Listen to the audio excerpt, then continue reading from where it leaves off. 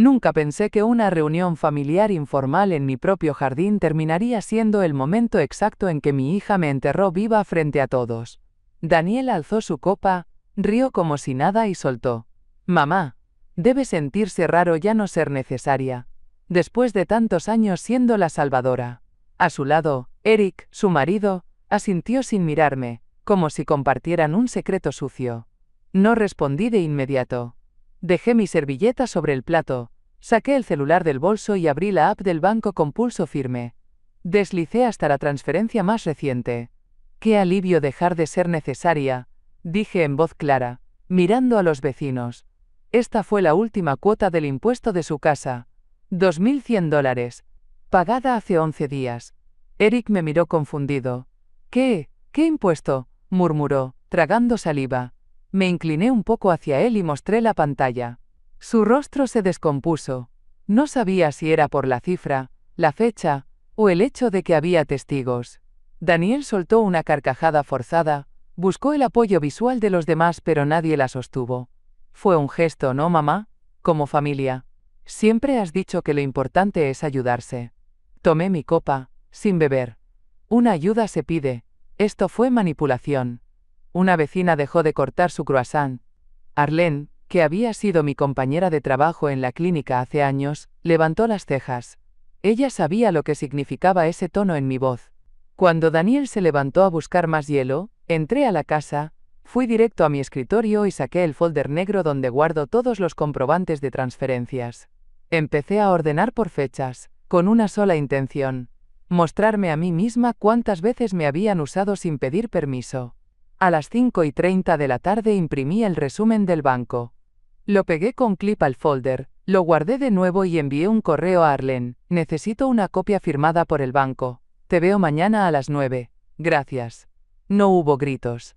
No hacía falta. Ese día no me humillaron. Me liberaron. Después del brunch, imprimí el historial completo de pagos. Y esa misma tarde volví a revisar mis movimientos del último año, línea por línea. Fue un jueves húmedo, de esos en que la ropa tarda en secarse y el aire se pega a la piel. Abrí mi cuenta bancaria en la tablet mientras calentaba una sopa instantánea, y en silencio, sin avisar a nadie, pagué los $124 de la deuda de impuesto predial de Daniel y Eric. El mismo día, en su cuenta de Instagram, ella subía un video con filtros de estudio anunciando su tercer cliente corporativo del mes.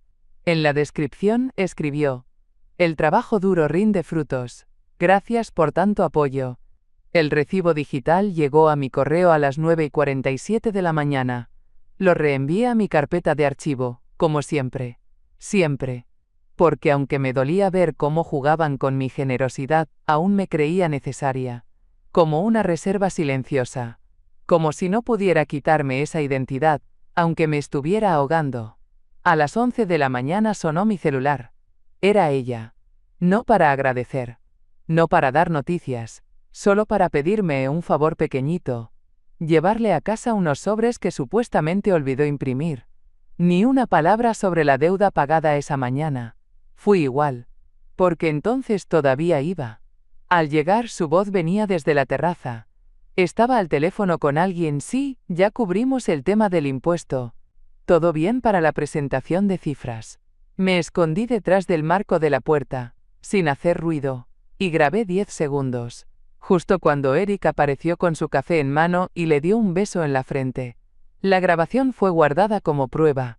La etiqueté con la fecha y la envié a mi propio correo.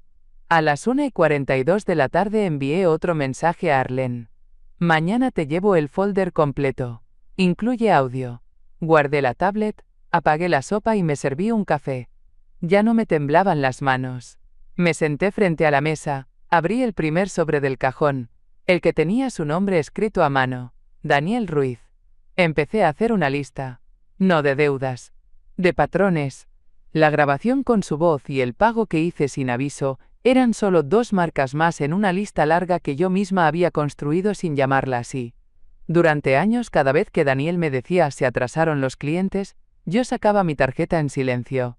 Cada vez que Eric mencionaba una mala racha, yo llenaba el refrigerador, renovaba su seguro dental, adelantaba pagos de su coche.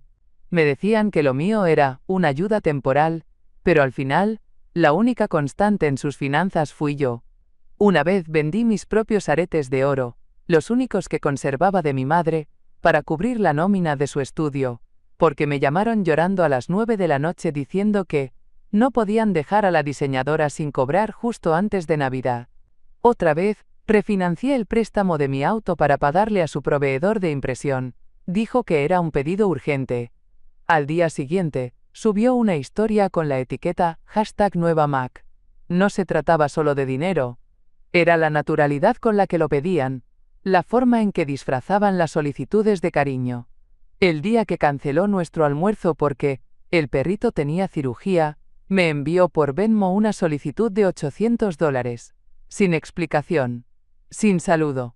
Esa noche me quedé frente al estado de cuenta, viendo los retiros como si fueran notas de una canción que había aprendido de memoria.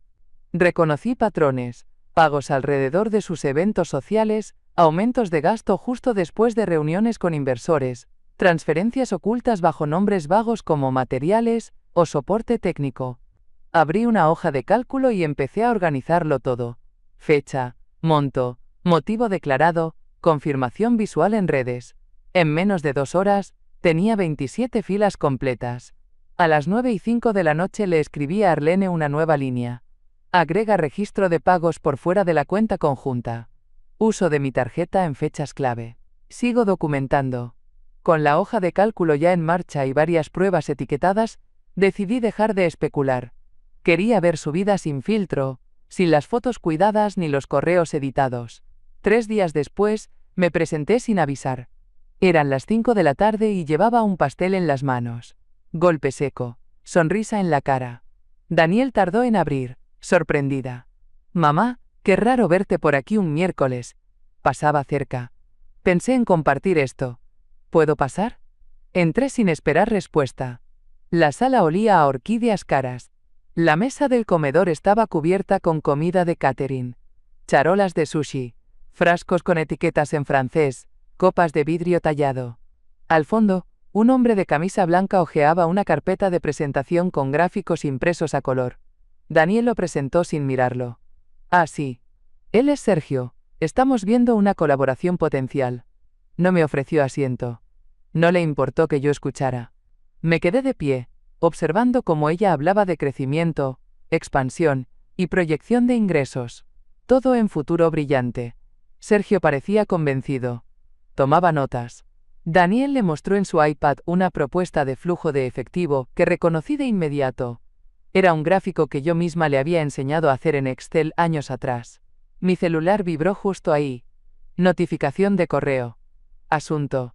Aviso de suspensión de servicio eléctrico. Segunda advertencia. Abrí sin disimulo. La factura iba a mi nombre. Habían puesto mi correo en el registro de emergencia. Total adeudado. $326. Fecha límite. Ese mismo viernes. Daniel vio mi expresión. ¿Todo bien? Asentí. Claro. Solo revisaba un mensaje. Guardé el celular con calma. No dije nada. No hay. Solo fui al baño, tomé fotos mentales del desorden en el lavamanos, volví a la sala, sonreí y me despedí. Esa noche, reenvié la factura a mi carpeta de pruebas. A las 10:33 de la noche, actualicé el archivo con una nueva fila. Evento con catering confirmado. Registro de deuda eléctrica simultánea. Falsedad de liquidez. Con la factura en mano y el recuerdo aún fresco del sushi y las mentiras, tomé la decisión que venía postergando desde hacía meses. Ese mismo viernes, a las 10:15 de la mañana, llamé al banco Fulton State y pedí hablar con Arlene. Nos conocimos hace años cuando trabajábamos en la clínica pediátrica. Ella era eficiente, discreta y con memoria para lo que importaba.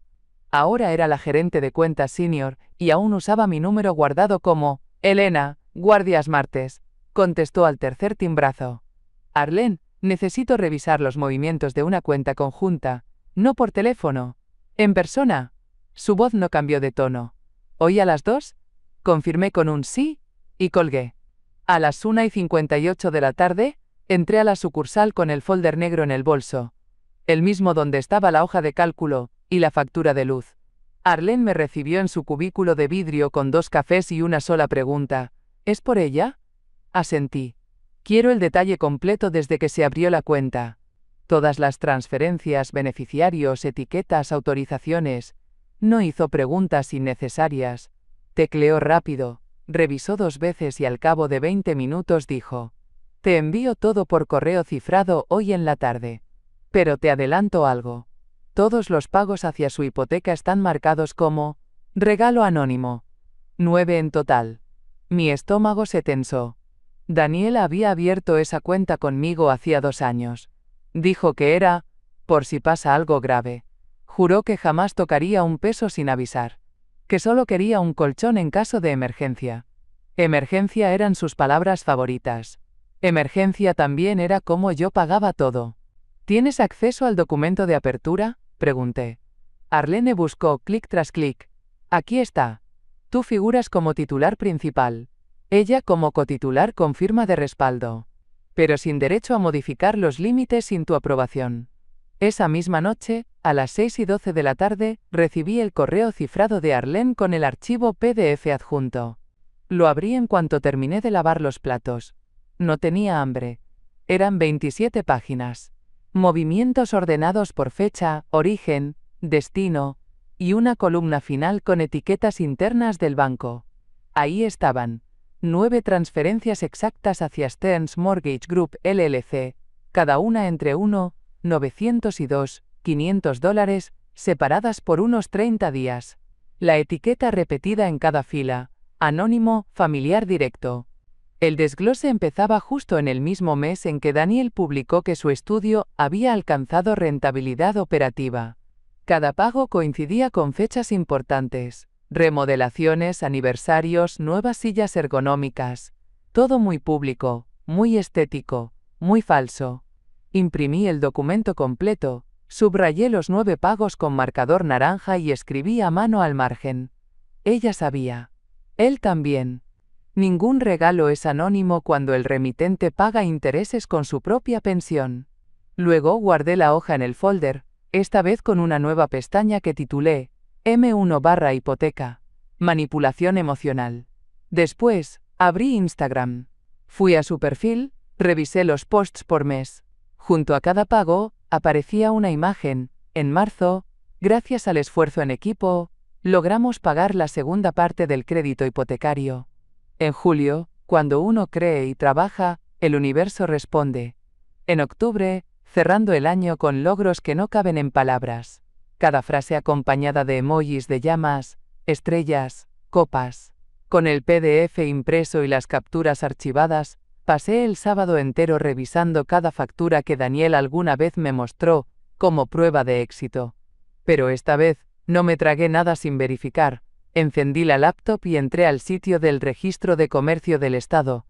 Allí, con solo su nombre legal y el número de identificación fiscal, accedí al estado público de su LLC, Daniel Ruiz Design Studio.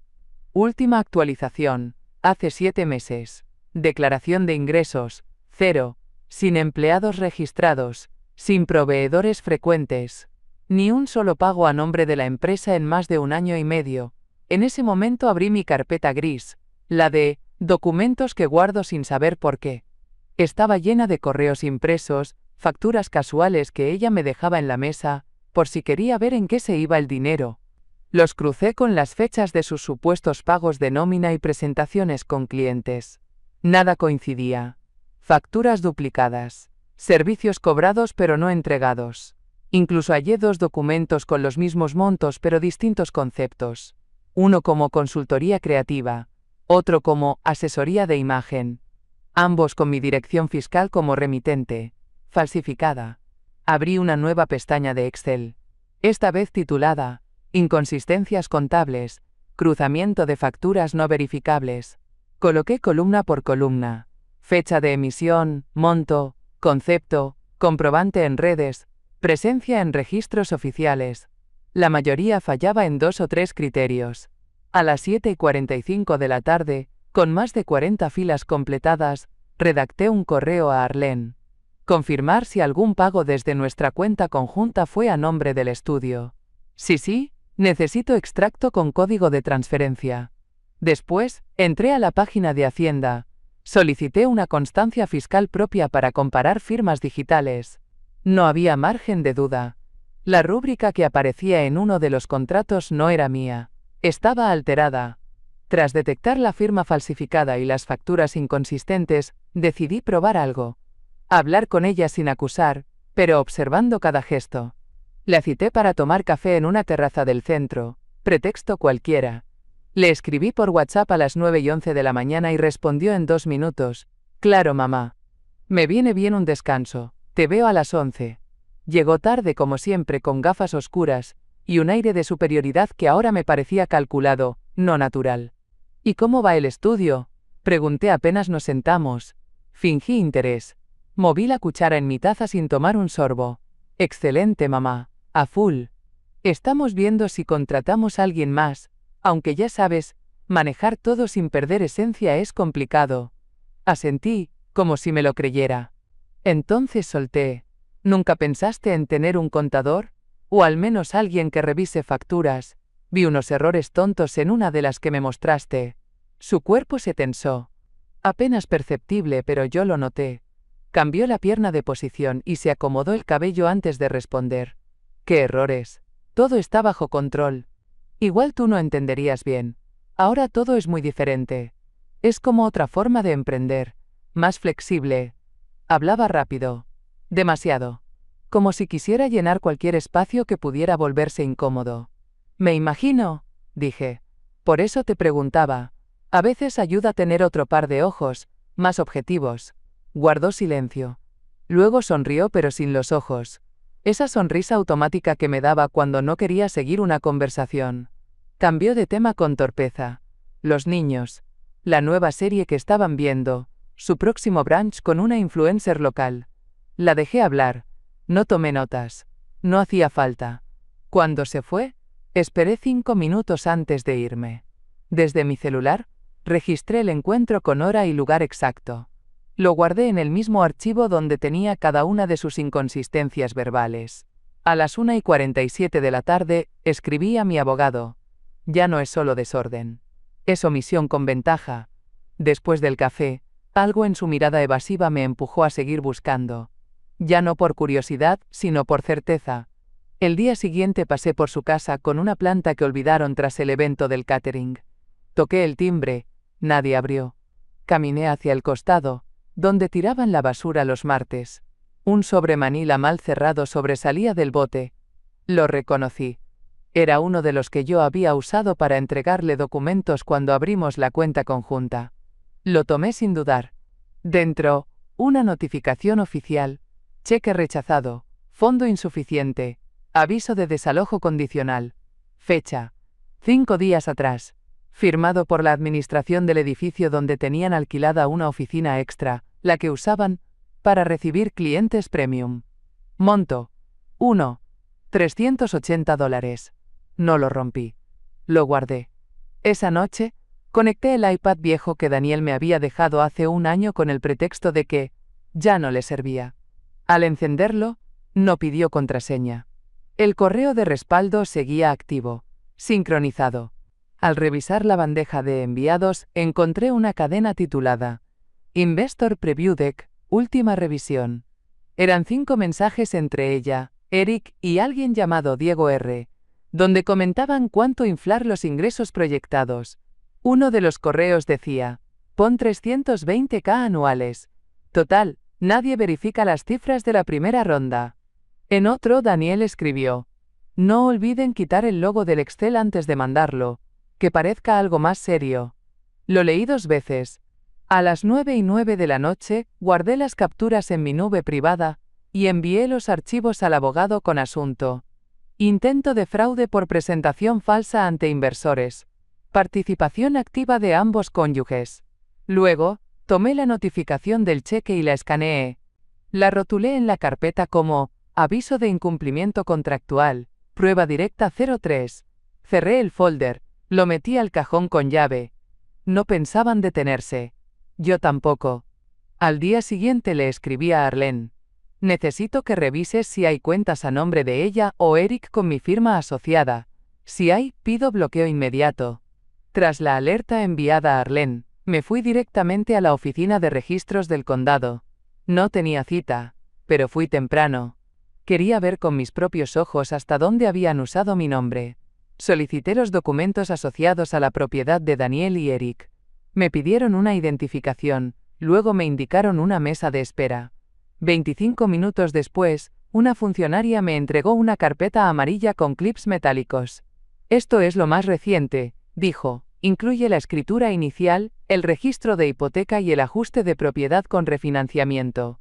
El aire me pesó cuando abrí la carpeta. Allí estaba. Documento fechado hace 8 meses. Motivo: refinanciamiento por remodelación. Monto total: $75,000. Nuevos beneficiarios: Daniel Ruiz, Eric L. Ruiz y Elena M. Ruiz, como copropietaria con responsabilidad compartida. Mi firma aparecía al final. Digital. Precisa. Falsa. La reconocí de inmediato. Era una imagen escaneada de una firma que sí era mía, pero sacada de otro documento. Probablemente el contrato de la cuenta conjunta. La habían copiado y pegado sobre la línea de aceptación. Respiré hondo. No hice escándalo. Pedí una copia certificada del documento, pagué en efectivo y guardé el recibo con doblez exacto. A las 12:03 del mediodía escribí a mi abogado: confirmado. Mi nombre usado en refinanciamiento sin autorización, firma falsificada en documento registrado, copia legal obtenida.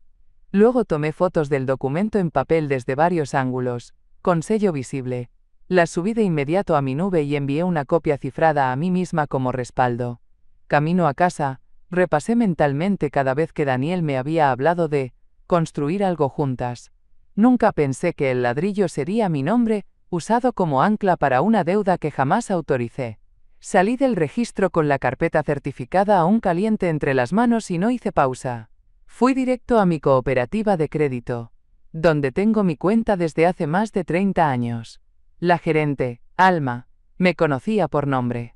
Me ofreció asiento en su oficina sin preguntar nada. Le pedí que buscara cualquier producto bancario donde figurara yo como aval, firmante o responsable secundaria, incluso si no era cuenta mía. Tardó menos de 10 minutos. Hay una línea de crédito comercial abierta hace 11 meses, a nombre de Estudio RZL LLC. Usted aparece como garante solidaria. Me entregó la hoja con los datos básicos. Monto aprobado: $25,000.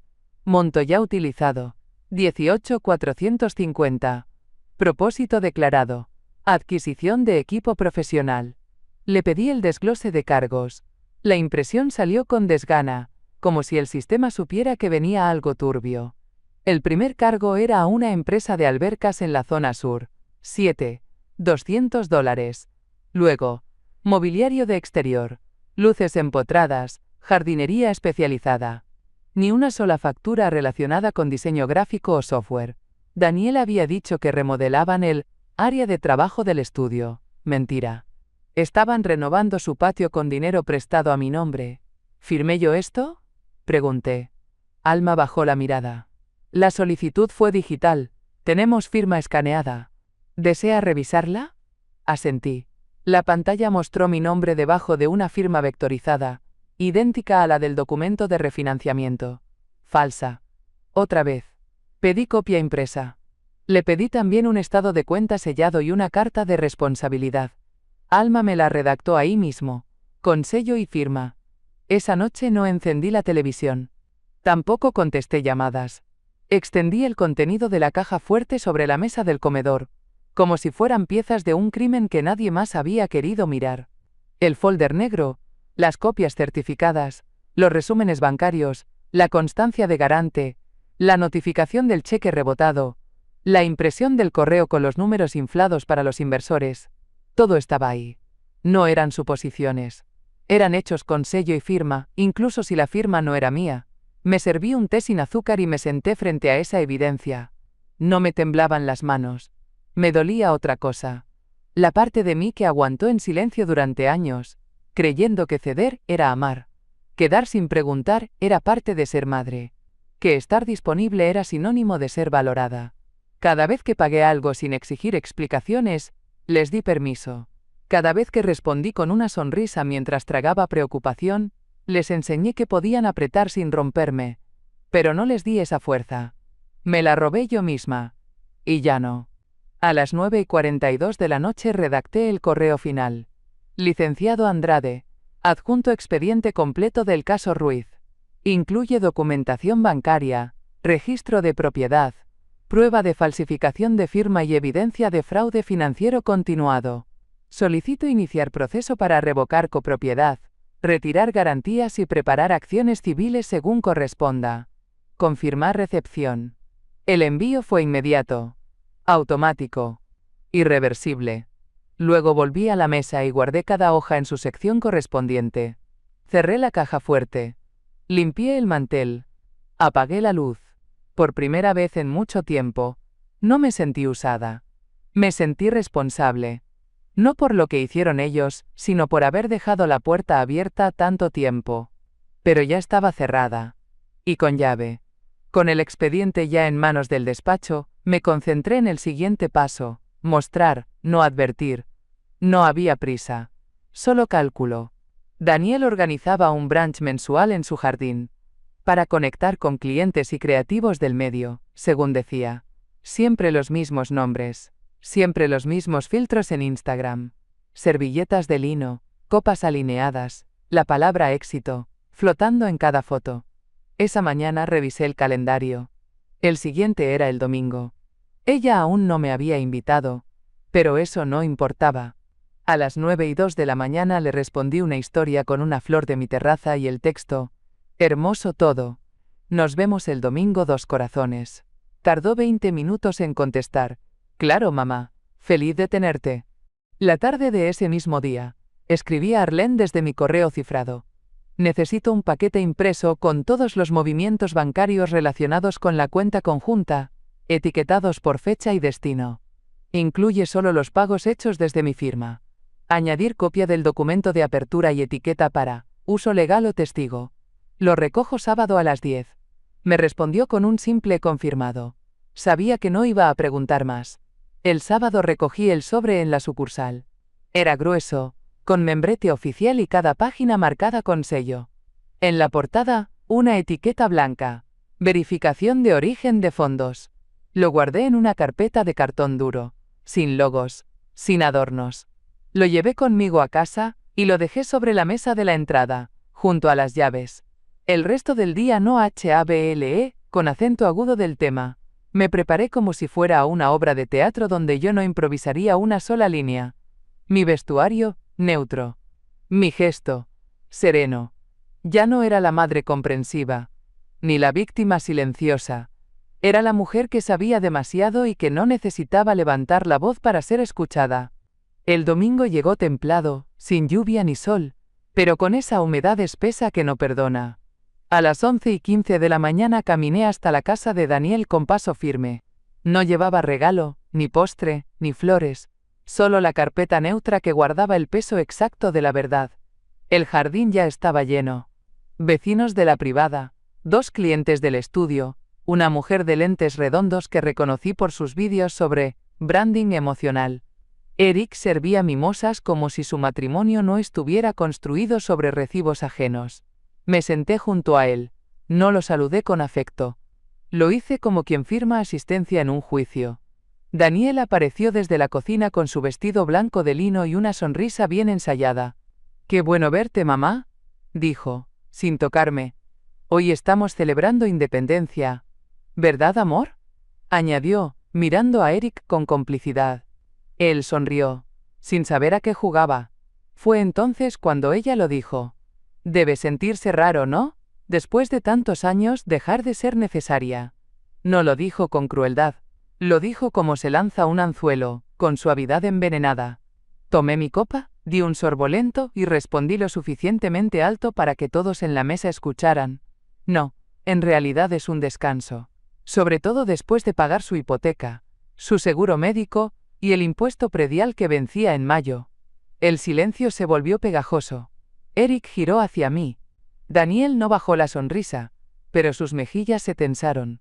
«¿De qué hablas?», dijo, Casi en un susurro. Saqué la carpeta y la coloqué sobre la mesa. De esto. La abrí justo donde comenzaba el desglose de pagos. Todos con fecha, monto y destino. Aquí está todo. Desde la primera transferencia hasta la última factura del estudio. A nombre mío. Con mi firma. Con mis fondos. Eric no alcanzó a reaccionar cuando abrí el folder y pasé la primera hoja hacia él. Aquí tienes el pago del 18 de febrero. Hipoteca. $2.460. Emitido desde la cuenta conjunta. A mi nombre. Sello del banco aquí. Daniel intentó interrumpirme con una risa que no alcanzó a sostener. Mamá, por favor, esto no es. No la dejé terminar. Aquí está el del 6 de mayo. Impuesto predial. $2.124. Lo pagué desde mi cuenta personal. Mientras tú publicabas en Instagram que habías ganado otro premio por diseño. Eric bajó la vista. Seguí pasando hojas como quien reparte sentencias. Este otro. En julio. Seguro médico para tu equipo de trabajo. El supuesto estudio de diseño. En realidad, solo cubrías tu póliza familiar. Yo pagué $980. Aquí está la confirmación, el recibo y la fecha de débito. Arlene, que hasta entonces había permanecido en segundo plano cerca del buffet, se acercó y se colocó detrás de mí. Daniel apenas la reconoció. ¿Arlene? La misma, respondió con tono seco. Yo preparé estos documentos. Y también verifiqué la firma que aparece en el refinanciamiento de su hipoteca. Usaron una imagen escaneada del archivo bancario. Eso, legalmente, es falsificación. La palabra flotó en el aire. Falsificación. Nadie tocó su copa después de eso. Y dije, dejando la última hoja sobre la mesa, es el saldo actual del estudio. $17. Exactamente lo que quedó después de cubrir su brunch pasado. Daniel permanecía inmóvil. Ya no sonreía. Eric agarró el papel con torpeza, como si no supiera qué buscar. ¿Querías hablar de independencia? Añadí. Aquí tienes tus cifras. Tu versión. Y la mía. Daniel soltó una carcajada floja, tan fuera de lugar que incomodó más que alivió. Bueno, ya está claro que esto se trata de un malentendido familiar. Mamá siempre ha querido ayudarnos. Fue apoyo, no una obligación. Miró alrededor, buscando aliados entre los rostros ahora tensos. Nadie la sostuvo. ¿Apoyo? Repetí, con el mismo tono que se usa para leer una receta. Entonces explícale a todos por qué mi nombre aparece en la escritura de refinanciamiento. Sin mi consentimiento. Y por qué esa firma no se realizó ni en persona ni por medios legales. Intentó responder, pero Arlene ya se había adelantado. Yo verifiqué el documento en el sistema bancario, dijo con claridad. La firma que aparece fue tomada de una plantilla antigua. Nunca fue emitida para esa solicitud. Y tengo constancia oficial de que Elena Ruiz no accedió a ningún refinanciamiento, ni firmó como copropietaria. Hay pruebas documentadas. Daniel parpadeó 2 veces seguidas. Luego se giró hacia Eric, buscando algo parecido a respaldo. Pero él seguía leyendo los papeles, ahora con una arruga vertical en la frente que no tenía al comenzar el brunch. No puede ser que estés haciendo esto aquí, murmuró Daniel, pero su tono había perdido filo. Ya no estaba jugando en casa, ni con sus reglas. Una de sus clientas, sentada al extremo de la mesa, se levantó con suavidad, sin decir palabra. Tomó su bolso, dejó la copa sobre la mesa intacta y salió por el portón lateral. Otra la siguió. No hubo drama. Solo una retirada limpia. Eric levantó la vista. ¿Desde cuándo está pasando esto?, preguntó. No a Daniel. A mí. Guardé el folder con precisión. Desde antes de que pensaran que yo no revisaba nada. Eric no soltó los papeles. Seguía leyendo en voz baja, como si entre los montos pudiera encontrar una línea que lo exonerara. No hablaba, pero ya no se veía confundido. Se veía traicionado. Daniel buscó girar la historia. Mamá siempre ha sido dramática. Esto es solo una forma de castigarme porque no vivimos como ella espera.